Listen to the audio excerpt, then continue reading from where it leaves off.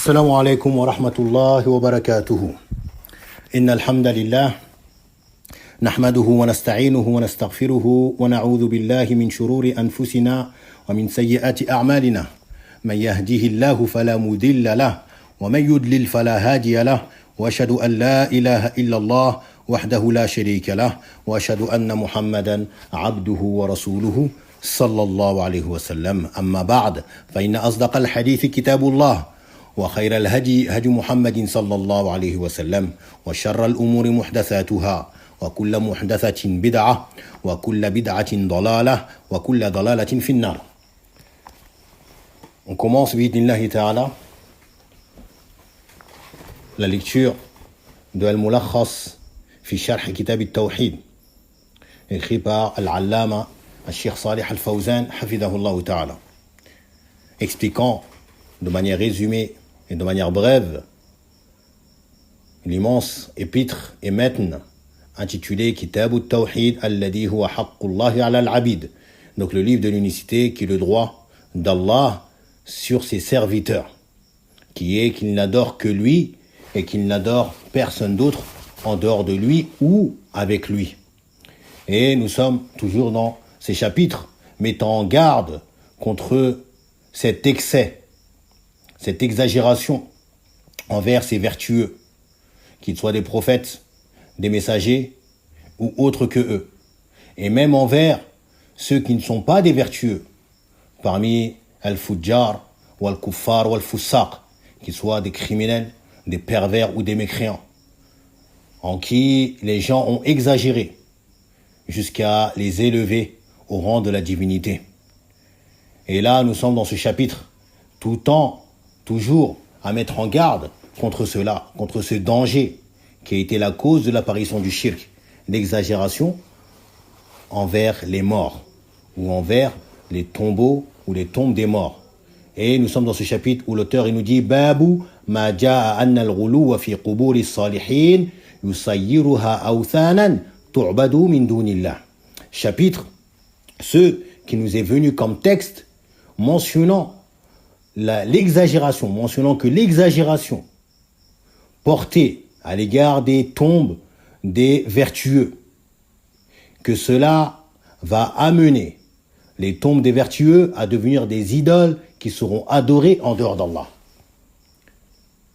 Le fait de exagérer envers les tombeaux ou les tombes des vertueux qui sont morts, qu'ils soient des prophètes ou autres que eux, comme on a mentionné, eh bien cela va amener ces tombes à être quoi? Des idoles qui seront adorées en dehors d'Allah.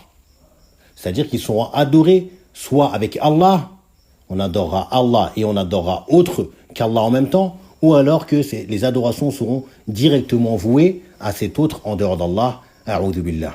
Ce qui constitue bien évidemment le shirk.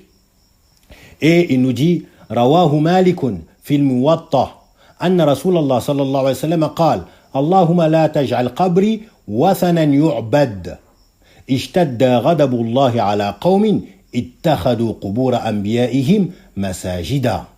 Il nous dit, et l'imam Malik rahimallahu ta'ala a rapporté dans son Muwatta, le livre qu'il a écrit, dans lequel il a recueilli un grand nombre de hadiths du prophète sallallahu alayhi wa sallam, mais également des athars des sahaba. Anna Rasulallah sallallahu alayhi wa sallam qala, le messager d'Allah sallallahu alayhi wa sallam a dit, oh Allah, ne fais pas de ma tombe une idole qui sera adorée.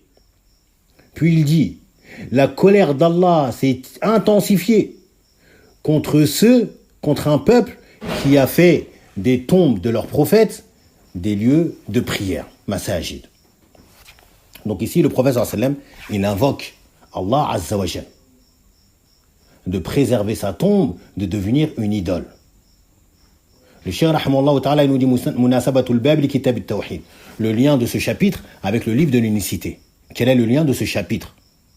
Il nous dit Anna al-musannif rahimahullah ta'ala lamma hadhara fil bab alladhi qablahu min al-ghuluw fi as-salihin.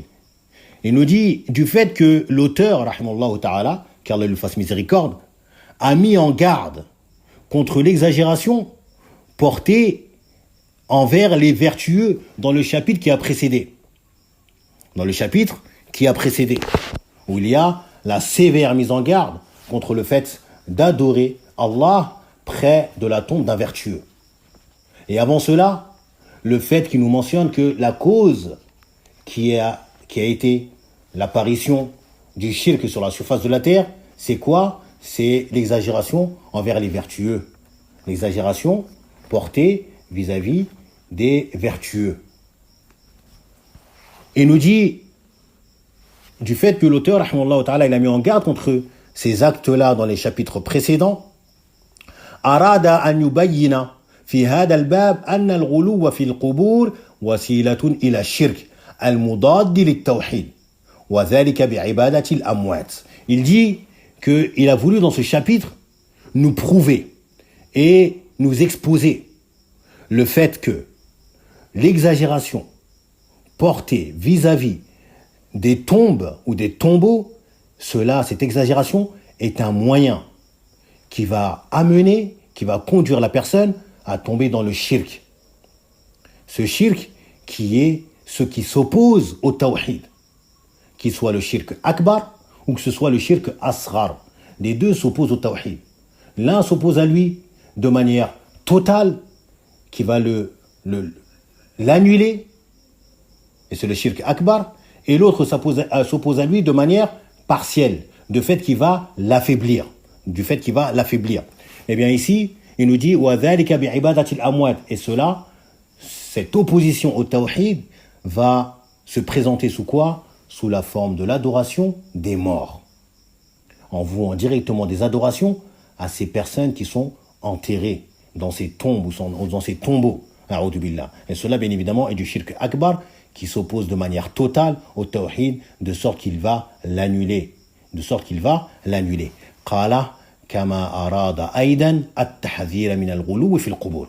De la même manière qu'il a voulu par ce chapitre, mettre en garde contre l'exagération portée vis-à-vis des tombes. L'exagération portée vers les tombes, le fait d'exagérer dans les tombes.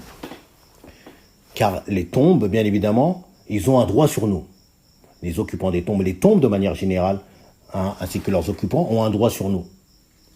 Et on ne doit pas exagérer, que ce soit de manière à dépasser les limites, dans le fait de les élever à un rang qui ne leur convient pas, non plus dans le sens inverse. On n'a pas le droit également. C'est pour cela que notre religion est venue avec l'interdiction de s'asseoir sur une tombe.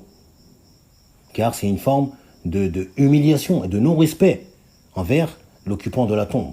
Ou de marcher sur la tombe. Ou d'autres actes qui amènent ou laissent penser à une manière de humilier ou de ne point respecter la tombe. De la même manière qu'il nous est interdit d'exagérer dans le sens de les élever à un rang qui ne leur convient pas, au rang de la divinité ou de la seigneurie. A'udhu billah.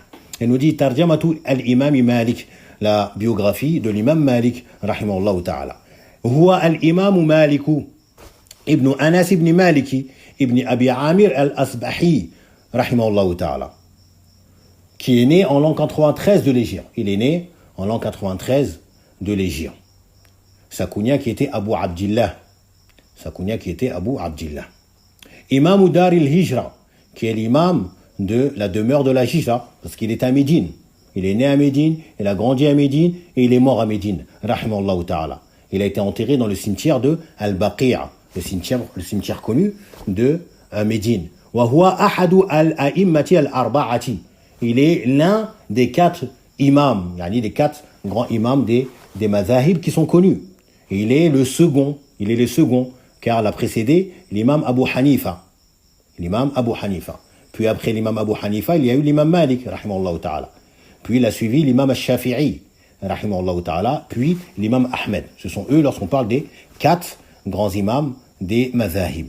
Tufiya sanata 79 ba'da al-Miya. Il est mort en l'an 179 de l'Hégire à Médine. Et son livre qui a été mentionné, Al-Muwatta, comme il est mentionné par beaucoup de savants, c'est le livre qui est le plus authentique. Un des livres qui est le plus authentique, on va dire comme ça. On dit même bien qu'il y a également des hadiths qui sont faibles, mais les hadiths qui sont authentiques dans son livre Al-Muwatta, et plus particulièrement ce que lui-même il a rapporté, l'imam Malik, rahimahullah ta'ala, ce sont les hadiths les plus authentiques qui ont été recueillis dans un livre. Pourquoi? Car l'imam Malik, il est celui qui est le plus proche parmi ceux qui ont écrit et recueilli des hadiths et les ont compilés dans des livres. Il est celui qui est le plus proche du prophète sallam, c'est-à-dire en espace temporel. Taïb, pourquoi? Car l'imam Malik, il fait partie des atba' tabi'in, ceux qui ont côtoyé les compagnons du prophète sallam. Du fait que, surtout encore plus, parmi ces plus majestueux, ces plus nobles savants, il y a qui? Nafi' Maula Abdullah ibn Omar. Nafi' qui a été le servant de Abdullah ibn Omar, radiyallahu anhu. C'est pour cela qu'on mentionne que la chaîne de transmission de hadith la plus authentique est celle qui mentionne Malik, an l'imam Malik, an Nafi', an Abdullah ibn Omar, an Nabi sallallahu alayhi wa sallam. C'est l'une des plus courtes et la plus authentique. Direct au prophète sallam, il n'y a que deux hommes entre le prophète sallam et l'imam Malik rahimahullah ta'ala, qui sont Nafi', qui était son cheikh, qui est le servant de l'imam de Abdullah ibn Omar radiyallahu anhu. Il nous dit Allahumma, la formule Allahumma munada mabniyun ala dhammi fi mahalli nasb. Donc ça c'est du i'rab, de l'analyse grammaticale. Allahumma qui est munada, qu'on va traduire par l'interpeller. Taïb, au lieu de dire Ya Allah, eh bien tu dis Allahumma. Wal mimu al mushaddadatu mada za'idatun. Il nous dit le mime qui ici est un ajout. Le mime est un ajout. Certains disent que ce mime est venu à la place du ya. À la base, on a Ya Allah, on a supprimé le ya, et on a mis à la fin du nom d'Allah Azzawajal le mime en remplacement de ce ya. Donc au lieu de dire Ya Allah, tu dis Allahumma. Il nous dit Wathanun, ou bien ici plutôt avec le mansoub, Wathanan, wa huwa al-ma'boudu alladhi la surata lahu. Al-Wathan, qu'on traduit par l'idole, c'est l'être adoré, la divinité, qui n'a pas de image, qui n'a pas été façonné à l'image d'un être vivant, qu'il soit un animal ou un être humain ou autre. Al-Wathanu, ça fait référence à une chose ou à une chose qui est adorée en dehors d'Allah, mais qui n'a pas été façonnée à l'image d'un être vivant. On appelle ça Wathanun. Et il nous dit Ka al-Qubur, comme les tombes, Wa al-Ashjar, et les arbres, Wa al-Umadi, et les piliers, al-Umad qui sont les piliers, Wa al-Hitani, qui sont les piliers, les murs, qui sont les murs, Wa al-Ahjar, Wa nahwiha, et les pierres, autres que cela. Une autre définition qui est donnée à al-Wathan, il nous dit c'est Ismun jami'un li kulli ma ubida min dunillah. Retenez bien également cette définition. Al-Wathanu, qu'est-ce que c'est qu'Al-Wathanu dans la langue arabe? Il nous dit Ismun jami'un li kulli ma ubida min dunillah. C'est un nom général qui fait référence à tout ce qui est adoré en dehors d'Allah. De sorte que même les statues à Sanam, ça rentre dans Al-Wathan. C'est pour ça qu'on a cette phrase où ils disent Kullu sanamin wathanun. Kullu sanamin wathanun. Wa laysa kullu wathanin sanaman. Kullu sanamin wathanun. Toute statue est un wathan, est une idole. Wa laysa kullu wathanin sanaman. Et ce n'est pas toute idole qui est un sanam, une statue. Sanamun, c'est ce qui va être une chose qui est représentée, façonnée à l'image d'un être vivant. À l'image d'un être vivant. On va appeler ça sanam. Donc tout sanam, ça rentre dans wathan. Mais ce n'est pas tout wathan qui est un sanam. Une statue, c'est un wathan. Mais une tombe, ce n'est pas un sanam. Ce n'est pas une statue, une tombe. Comme c'est venu ici dans le hadith, Allahumma la taj'al qabri wathanan. Il n'a pas dit Allahumma la taj'al qabri sanaman. Il n'a pas dit oh Allah, ne fais pas de ma tombe une statue. Il a dit oh Allah, ne fais pas de ma tombe une idole. Ne fais pas de ma tombe une idole.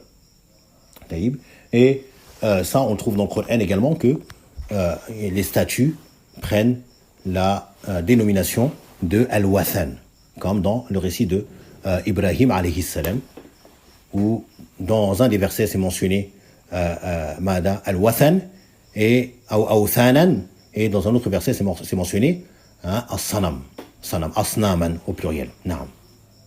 Al-Ma'na al-Ijmali lil hadith. Donc le sens général de ce hadith. Il nous dit Khafa sallallahu alayhi wa sallam an yaqa'a fi ummatihi ma'a qabrihi ma waqa'a min al-yahudi wal-nasara ma'a quburi anbiya'ihim min al-ghuluw fiha hatta sarat awthanan. Donc il dit, le prophète sallallahu alayhi wa sallam a craint, il a eu peur qu'il arrive dans sa communauté avec sa tombe, ou que sa communauté tombe vis-à-vis de sa tombe dans ce qui est arrivé, ou dans ce dans quoi sont tombés les juifs et les chrétiens, ou ce qui est arrivé chez les juifs et les chrétiens avec les tombes de leurs prophètes, comme exagération à leur égard, jusqu'à arriver à quoi? Jusqu'au fait que ces tombes ont été rendues, sont devenues des idoles qui sont adorées en dehors d'Allah. Farariba sallallahu alayhi wa sallam ila rabbihi. Le prophète sallam a donc désiré auprès de son Seigneur Allah yaj'ala qabrahu kadhalika, que Allah azza wa jal ne fasse pas de sa tombe ce qu'il a été des tombes de ceux qui l'ont précédé comme prophètes. Yani qu'Allah préserve sa tombe de devenir une idole. Wathan. ثم نبه صلى الله عليه وسلم على سبب لحوق شدة الغضب واللعنة باليهود والنصارى. Puis le prophète il a mentionné la cause qui a été la cause que les juifs et les chrétiens ont été touchés par cette immense colère d'Allah subhanahu wa ta'ala, mais également cette malédiction. Quelle est cette cause? أنه ما فعلوا في حق قبور الأنبياء في حق قبور الأنبياء حتى سيروها أوثانا تعبد.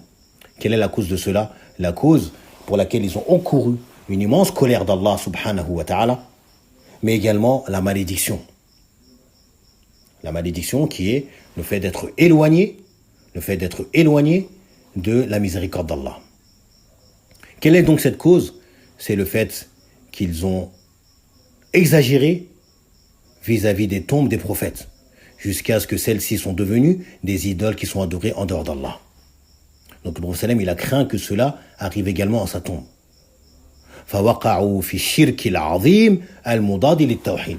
Ils sont donc tombés dans ce shirk ignoble, ce shirk ignoble et immense qui s'oppose au tawhid, al-shirk al-akbar, qui est cette immense injustice.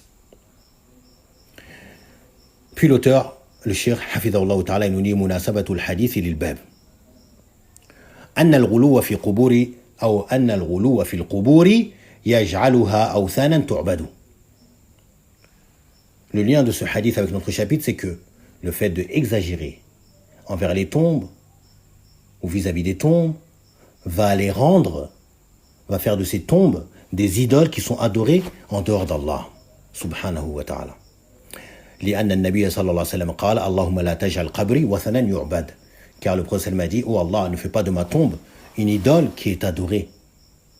وَبَيَّنَ ذَلِكَ بِقَوْلِهِ. Et il a expliqué cela par sa parole, اتَّخَذُوا قُبُورَ أَنْبِيَائِهِمْ مَسَاجِدًا. Du fait que ces gens-là ont pris les tombes de leurs prophètes comme lieu de prière. C'est pour cela qu'il nous est interdit, et de même que nous, on va interdire d'une forte interdiction, sans être laxiste, sans faire du zèle, comme on dit, ou de lâcher du mou. Non. On va interdire toute forme d'exagération vis-à-vis des tombes.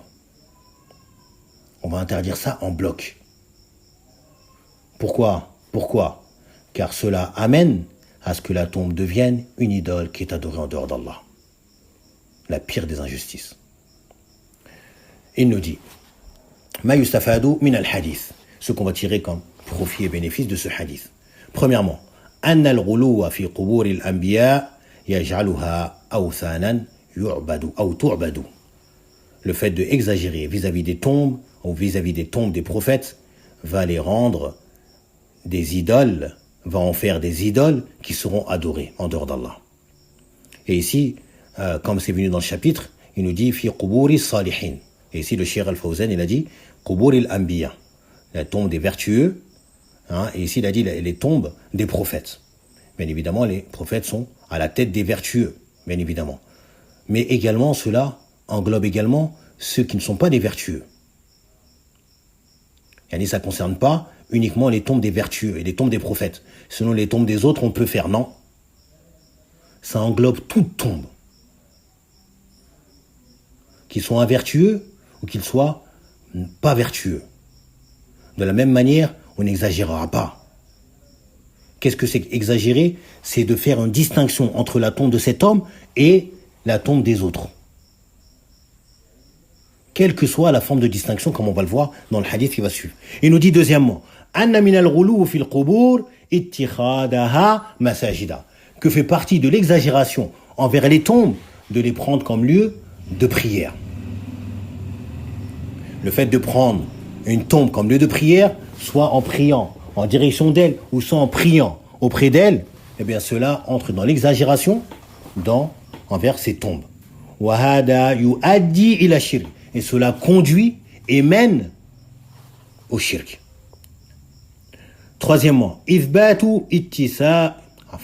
إثبات اتصاف الله عز وجل أو سبحانه وتعالى بالغضب على ما يليق بجلاله سبحانه.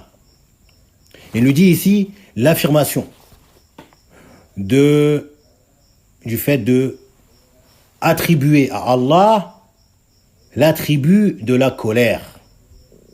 Comme cela sied et correspond à sa majesté, subhanahu wa ta'ala. Du fait qu'on va affirmer à Allah l'attribut de la colère. Est-ce que Allah se met en colère? Na'am. Mad dalil, vous avez ce hadith-là avec vous. Mais également des versets dans le Coran. On a également des versets dans le Coran, comme à la fin de la sourate Al-Mumtahina, où Allah Azza wa Jalla met en garde les croyants. Ya ayyuhalladhina amanu la tattakhidhu aw la tatawallaw qauman ghadiba Allahu alayhim. Oh vous les croyants, ne prenez pas pour allié un peuple dont Allah est en colère contre eux. Ghadiba Allahu alayhim. Allah est en colère contre eux. Également dans la sourate Al-Mujadala, Allah Azza wa Jalla mentionne également cela. Alam tara ila alladhina tawallaw qauman ghadiba Allahu alayhim.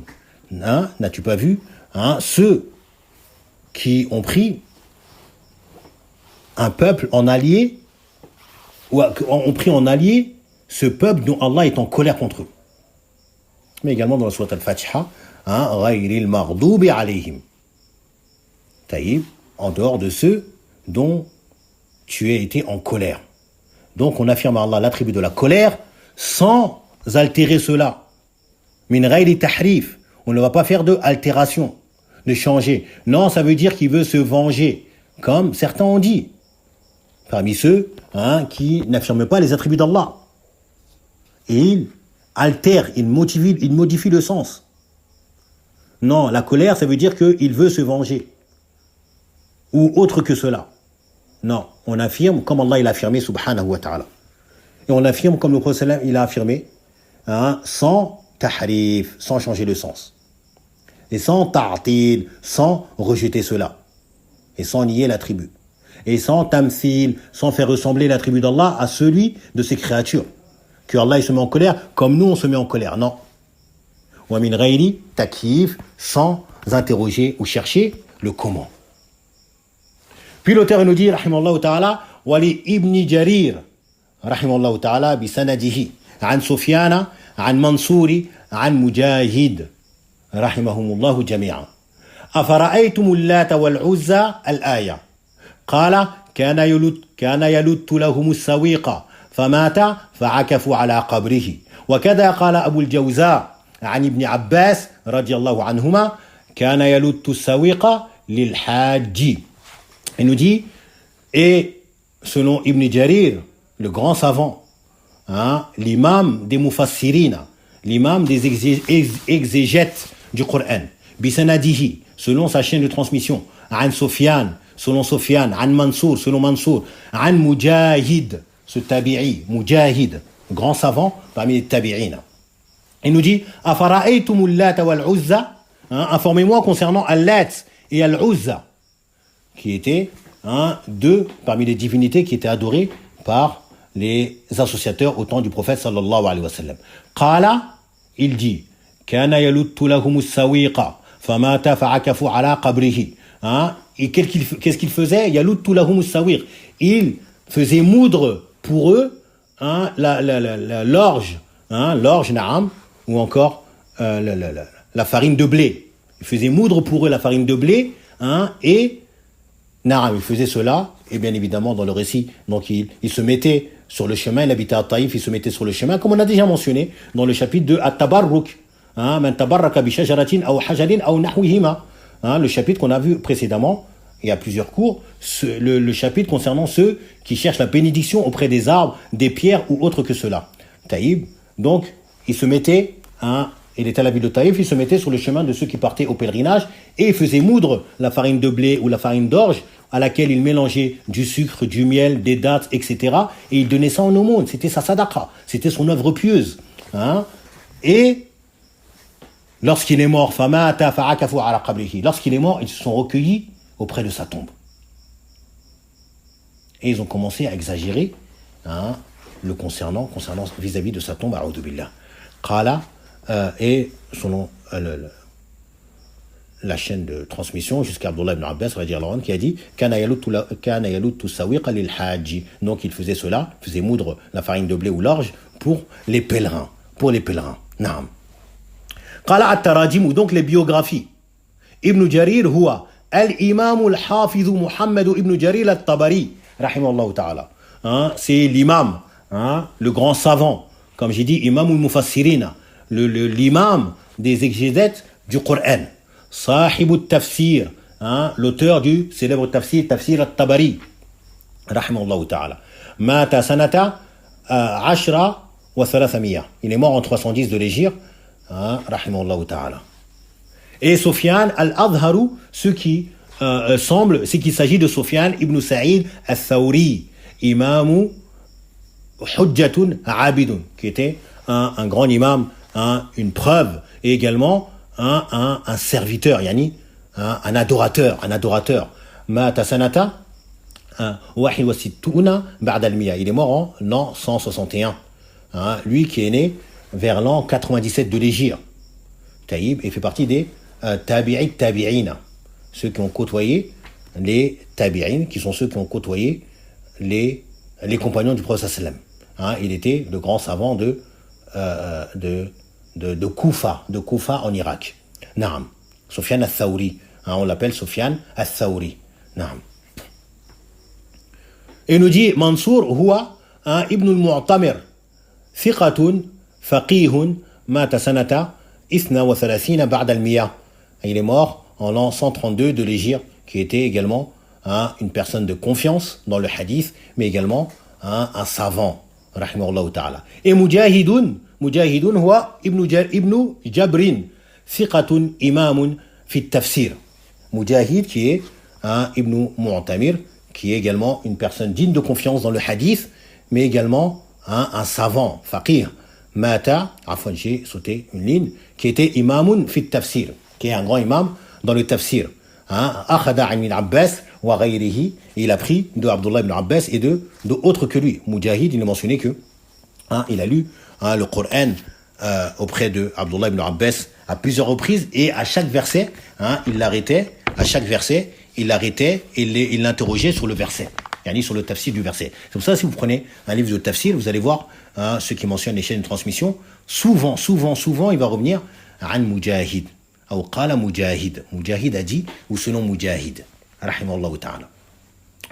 Et il dit, il est mort en l'an 104 de l'Hégire. De l'Hégire, rahimahullah ta'ala.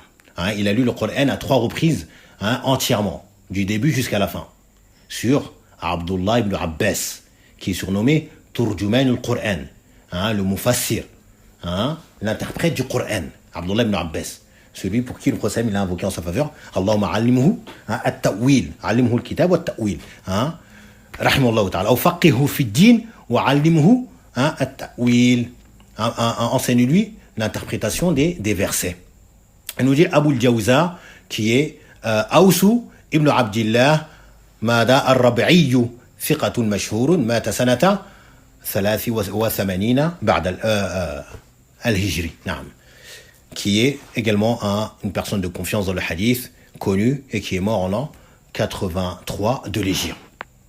Puis il passe à l'explication des termes Yalout Sawir, yani dans le sens qui faisait moudre à Sawir, qui est la farine d'orge ou la farine de blé. Ay yakhlituhu bi samnin wa nahwihi. Il faisait mélanger cela à du miel, du sucre, et autre que cela. Parmi les ingrédients qui étaient consommés à cette époque, comme le beurre, etc.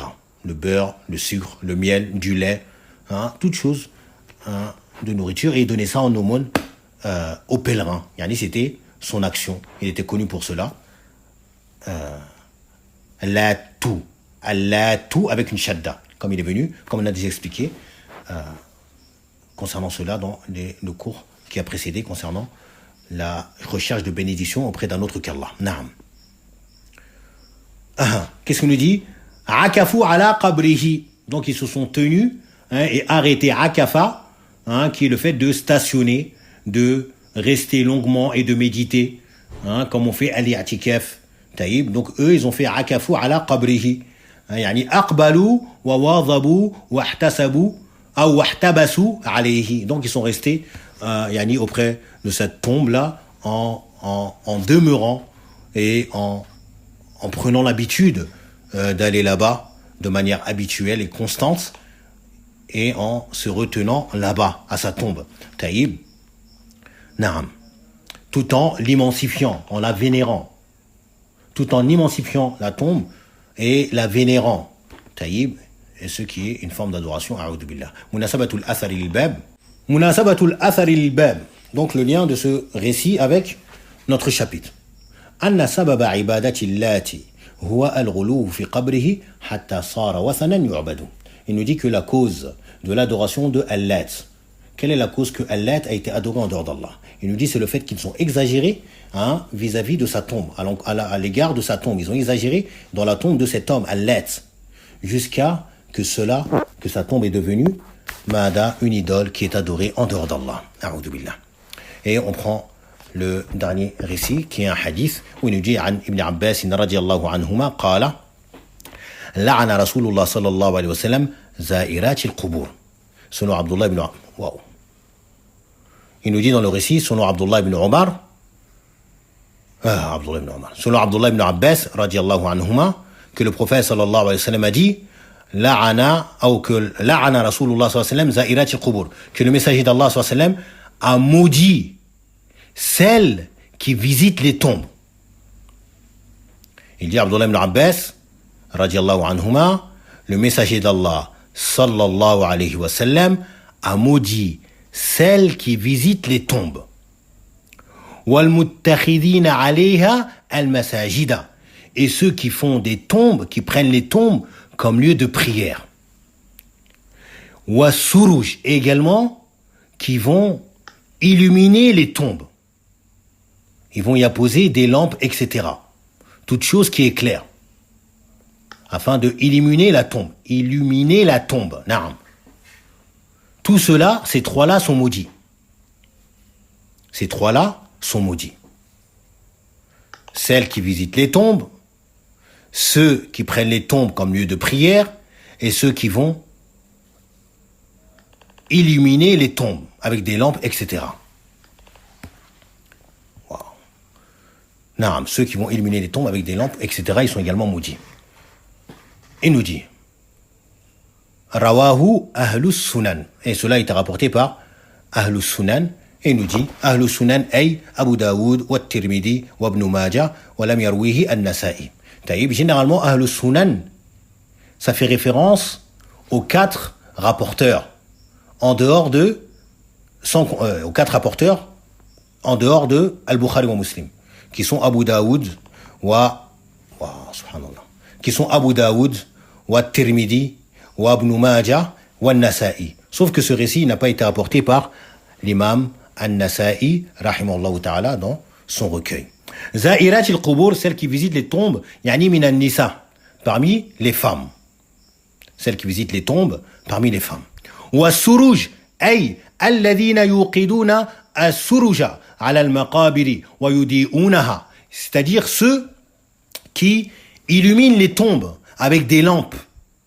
Qui illuminent les tombes avec des lampes. Ils vont mettre des lampes autour des tombes. Ou autour d'une tombe, ils vont prendre une tombe et ils vont mettre des lampes, etc. Ou des lanternes, tout ce qui illumine, yani, qui éclaire. Wa yudi'unaha, et qui les éclaire. Ma'na al-hadith ijmala, le sens de ce hadith de manière générale. Yad'u sallallahu alayhi wa sallam bil la'nati. وهي الطرد والإبعاد عن رحمة الله للنساء اللاتي يزورن القبور. Le prophète sallam invoque la malédiction qui est le fait d'être éloigné, d'être exclu. De quoi? De la miséricorde d'Allah. Il invoque cela contre qui? Contre les femmes. Quelles femmes? Celles qui visitent les tombes. De ce hadith, les savants, ils ont pris l'interdiction de la visite des tombes pour les femmes. لأن زيارتهن يترتب عليها مفاسد من النياحة والجزع وافتتان الرجال بهن. Pourquoi cela? Il nous dit, car la visite des tombes par les femmes va en découler des maux, des choses qui sont mauvaises. Mais également, parmi Aoumina, des choses mauvaises. Parmi ces choses mauvaises, il y a quoi? An-niyahati, qui sont les lamentations. Bien qu'il y a des hommes également qui font des lamentations sur les morts, etc. Mais les femmes, c'est plus répandu chez les femmes. C'est plus répandu chez les femmes. Car elles ont moins de patience, moins de force à endurer ce genre de catastrophe qui les touche. Donc elles sont plus promptes à se lamenter, à tomber dans ce grand péché qui est an-niyaha. Que ce soit en se frappant le visage, que ce soit en se tirant les cheveux, en les arrachant, que ce soit en se déchirant des vêtements, ou en se jetant, en se roulant par terre, ou en cassant des choses qui sont à leur portée. Tout cela, généralement, ce sont les femmes qui le font. Donc le prophète a fermé la porte à cela. Mais également, le fait qu'elles vont s'affliger. Également. Crier au malheur, etc. Et qui vont être une source d'épreuve pour les hommes. Elles vont éprouver les hommes par cela. Taïb, donc, par cela, ça a été interdit. Mais également, il a maudit ceux qui prennent les tombes comme lieu d'adoration. Comme lieu pour faire des actes d'adoration. Mais également, et ceux également qui vont illuminer les tombes à l'aide de lampes ou de lanternes ou autre que cela. Des choses qui illuminent, comme des bougies, comme des gens ils font. Ils mettent des bougies. Ils ramènent plein de grosses bougies et ils mettent ça autour des tombes. Ça rentre dedans. Ça rentre dedans.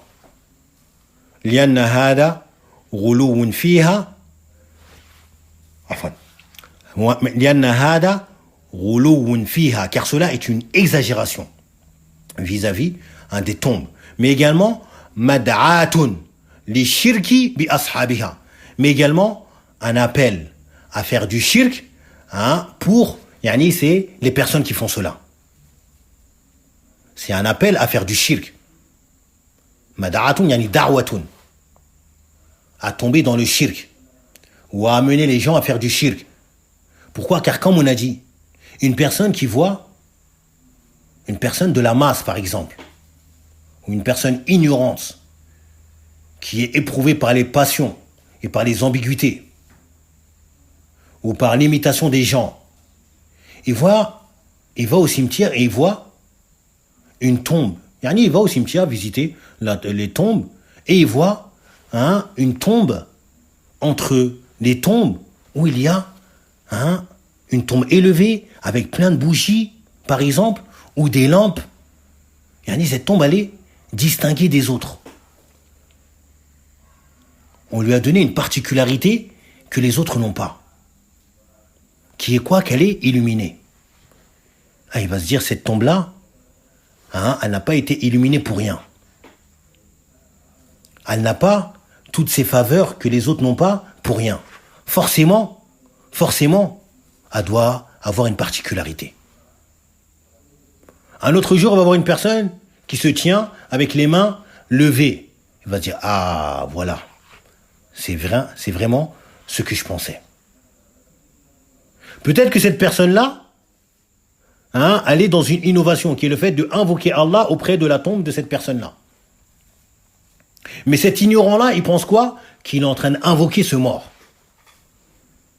Il se dit pas que, lui, il est en train d'invoquer Allah au pied de la tombe de cet homme. Comme on a mentionné. Cette visite de tombe qui est bid'iyya.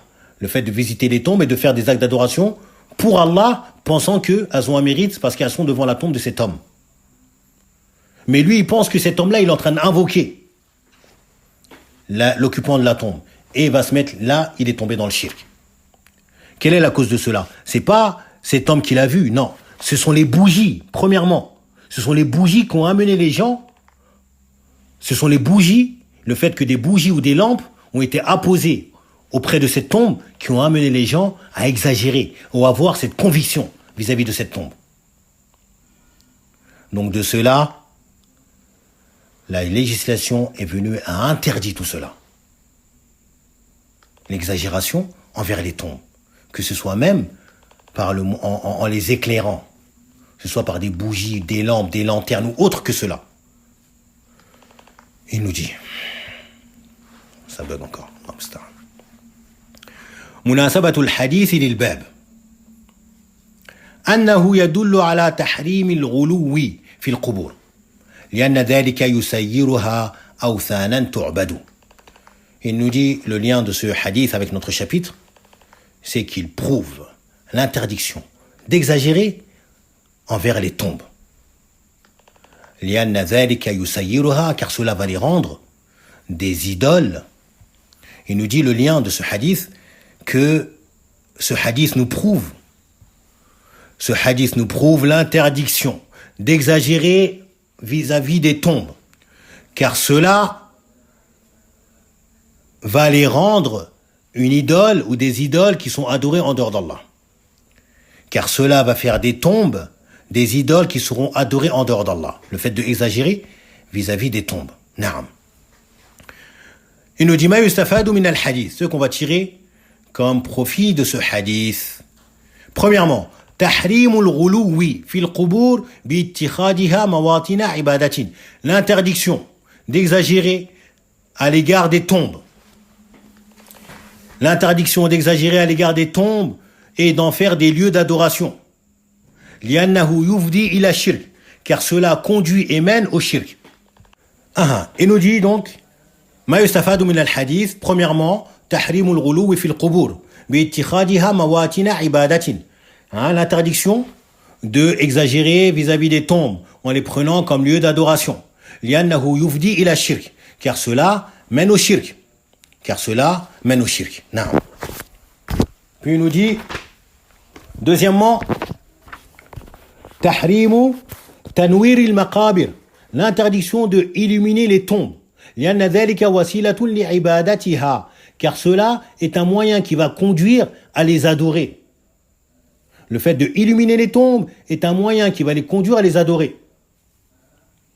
Troisièmement, أن الغلو في القبور من الكبائر, que le fait de exagérer vis-à-vis des tombes fait partie des grands péchés.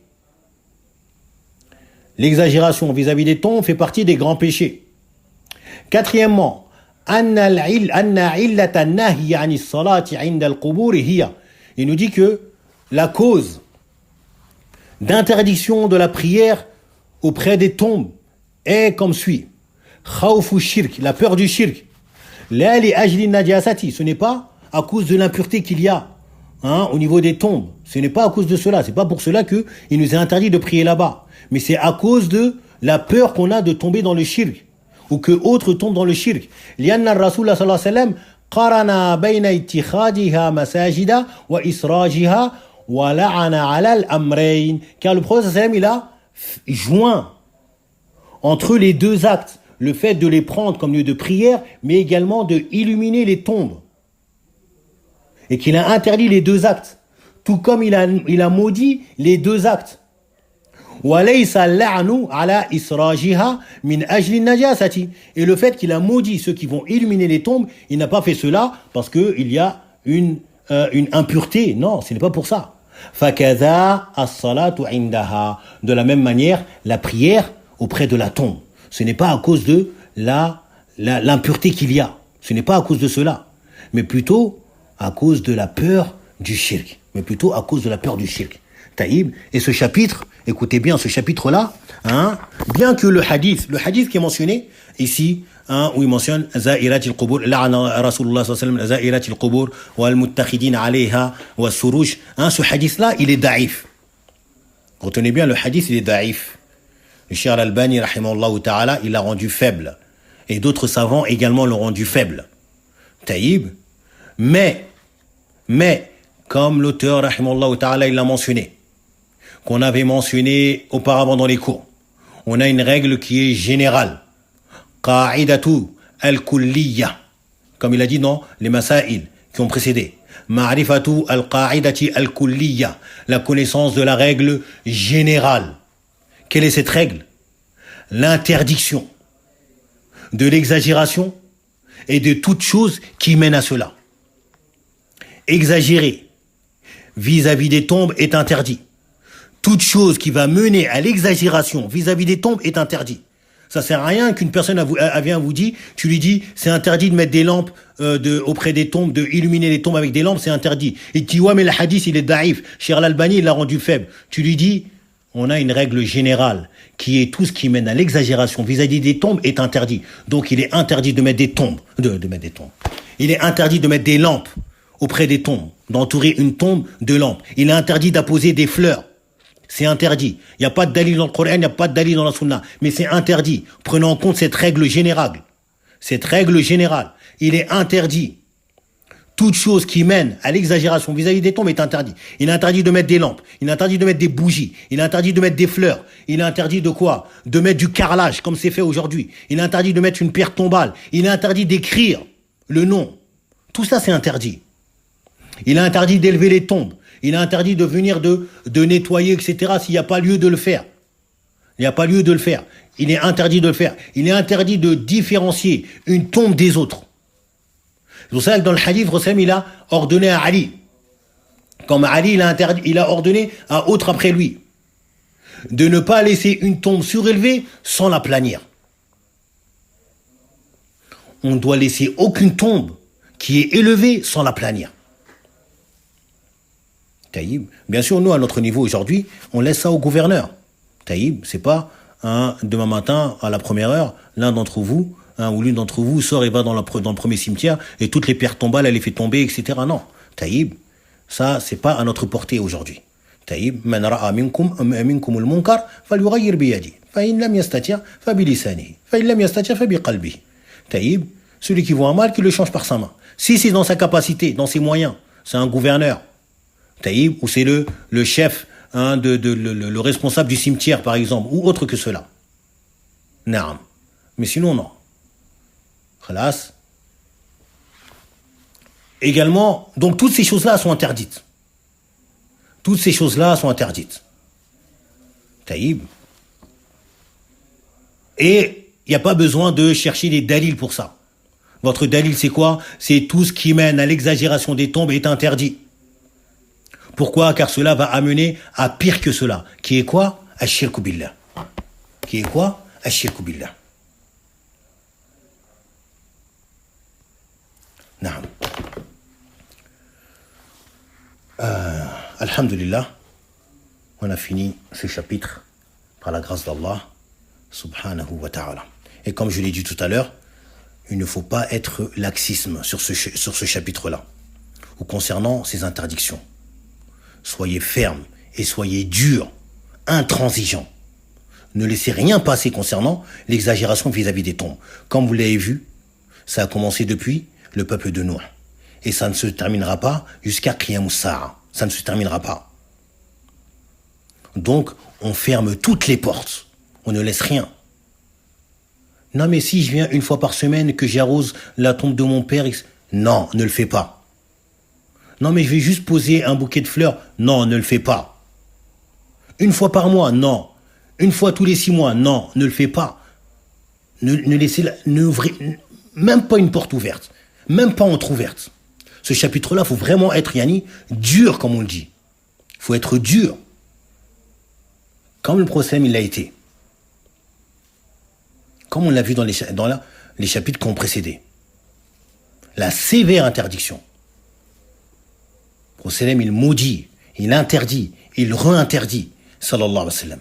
Il met en garde. Il mentionne la perdition et l'anéantissement des communautés qui ont précédé, afin de nous mettre en garde contre cela. Donc nous également, on est intransigeants sur cela. On est ferme, dur, oui, je suis dur. Je laisse rien passer, oui. Pourquoi? Car ça va mener à un mal immense.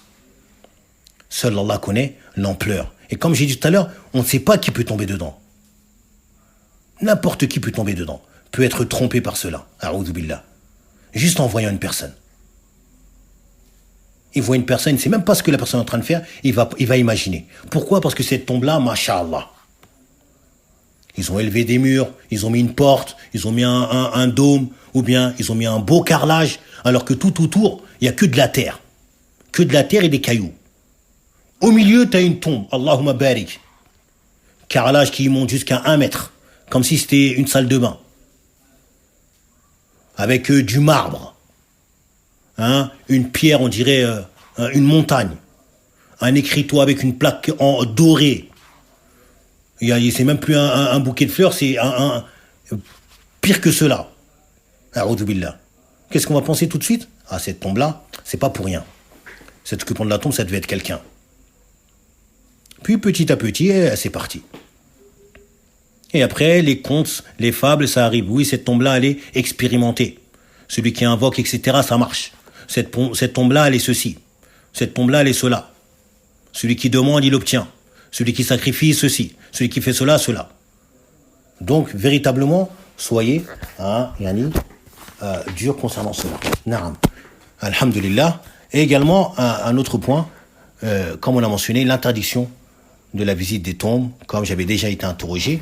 Bien évidemment, il y a une divergence concernant cela. Bien évidemment, il y a une divergence concernant la visite des femmes, la visite des cimetières faits par les femmes.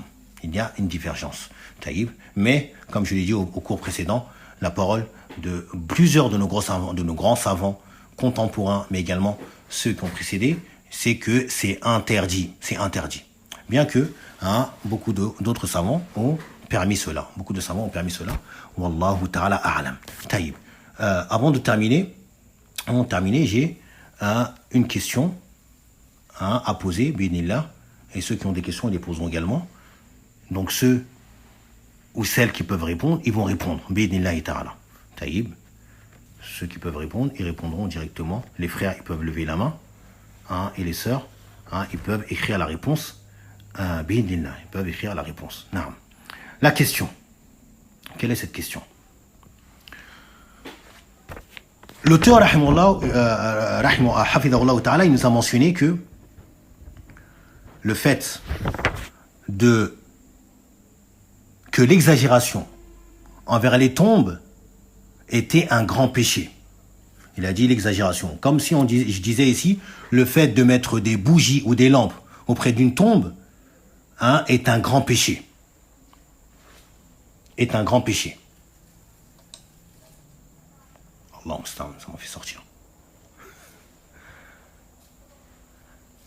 Afouane.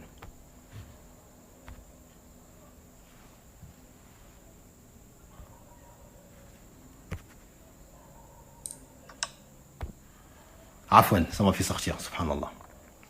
Naam, donc je disais, la question. D'où l'auteur, rahimahullah ta'ala, il a mentionné cela. D'où il tire cela. Que le fait, s'il vous dit, quelle est la preuve dans ce qu'on a mentionné, que l'exagération vis-à-vis des tombes, par exemple de mettre des bougies, etc., cela entre dans le grand péché. Comme le fait de mettre des lampes autour d'une tombe. Que cela est un grand péché, d'exagérer envers les tombes est un grand péché. Quelle est la preuve de cela, hein? Qui peut répondre?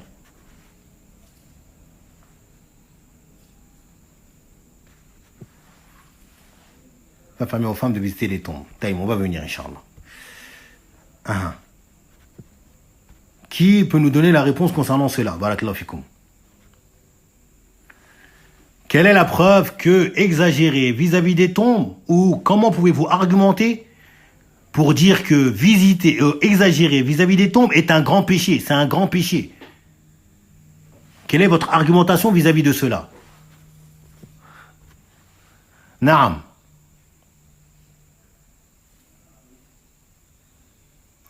Le prophète sallallahu alayhi wa sallam a donné à Ali ibn Abi Talib et aplatir toutes les tombes qui sont surélevées. Non, c'est pas cela.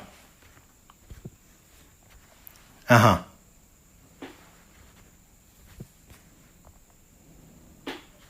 ah.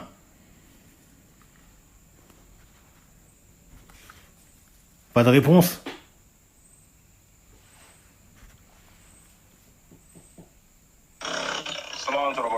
Alaykoum salam. Il n'y a pas de preuve dans le Coran et dans la Sunna. Taïb, quelle est l'argumentation pour dire que exagérer vis-à-vis des tombes est un grand péché? On n'a pas dit un petit péché, un grand péché. Quelle est l'argumentation? Il n'y a pas de dalil dans le Coran et dans la Sunna. Non. S'il n'y a pas de dalil, comment on peut affirmer cela? Ah, du côté des sœurs, il n'y a personne qui connaît la réponse. Ça, c'est une chose qu'on a mentionnée énormément.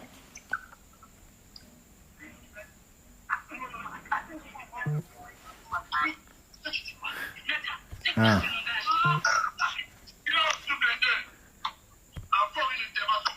Non, on ferme les micros, barakallahu fikoum. Ceux qui ont demandé la parole et qui ont ouvert, ils ferment les micros. Alaykoum salam.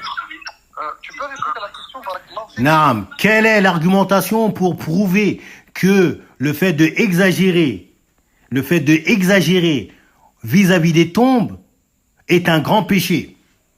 Allahu alam si j'ai la bonne réponse, mais je me rappelle dans un de tes cours précédents, tu as parlé du fait que le prophète sallallahu alayhi wa sallam, sur son lit de mort, il a maudit les juifs et les chrétiens.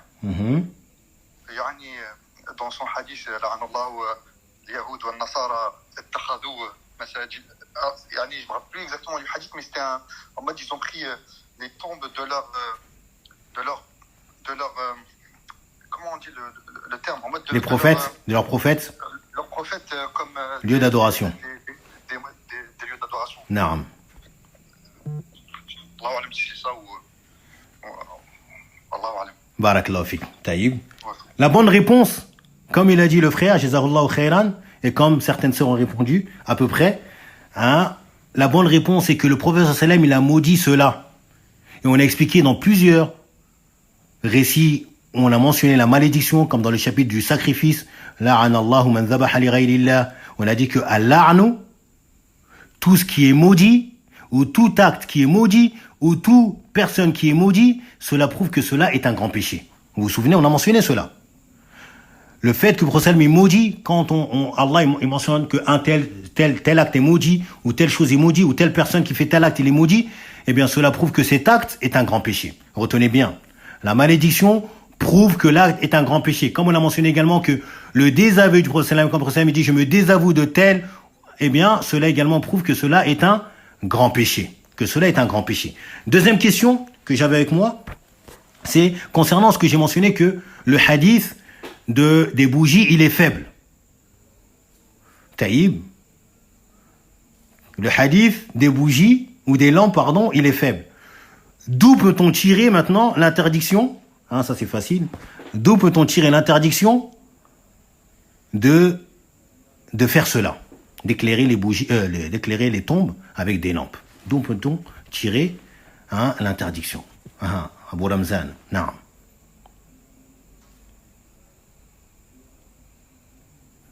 D'où le hadith il est faible, khalas, le hadith il est faible. Taïb. Comment peut-on dire que le fait de mettre des lampes, moi je vais mettre des lampes autour de la tombe de ma mère, rahimahullah, on vient me dire c'est interdit. Comment tu vas argumenter cela? Salam alaikum wa rahmatullah. Alaykum salam wa rahmatullah wa barakatuh. Ustaz, on a dit qu'il y a un coïd pour ça. Mhm. On a dit que tout ce qui amène à une interdiction, et cette chose-là devient automatiquement une interdiction. Naam. Tout ce qui mène à l'exagération vis-à-vis des tombes est interdit. Comme on l'a mentionné il n'y a pas très longtemps. Alhamdulillah. Jazakumullahu khairan wa baraka fikum. Taïb. Sur cela, on a terminé. Et au prochain cours, on entrera dans le nouveau chapitre qui concerne la protection du prophète sallallahu alayhi wa sallam vis-à-vis, il y a la protection du prophète sallallahu alayhi wa sallam du tawhid. Comment le prophète sallallahu alayhi wa sallam a cherché à protéger le tawhid et à bloquer toute issue menant au shirk. Et bloquer toute issue qui mène au shirk. Taïb. Ici, on va voir rapidement, il y a quelques questions, on va y répondre si elles sont liées au cours. Taïb. Salam alaikum. Alaykoum salam wa barakatuh. J'aurais quelques questions à te poser, Inch'Allah, si c'est possible de Taïb. Concernant le concernant les cours, plutôt, oui. Taïb, Inch'Allah, Isbir. Ici, on a une question d'une sœur qui dit « Si j'ai bien compris, il n'est pas permis aux femmes de visiter les tombes. » Je dis « Na'am. » Vous avez bien compris, il n'est pas permis aux femmes de visiter les tombes. Barakallahu fikum.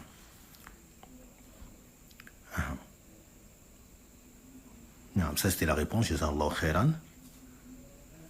Na'am, tout ce qui mène à l'exagération mène à l'interdiction et au shirk. Na'am, Jamil. Taïb. Pas d'autres questions que ce soit dans le cours? Naam. Écoutez les frères. Naam. C'est une question concernant le cours. Tfaddal.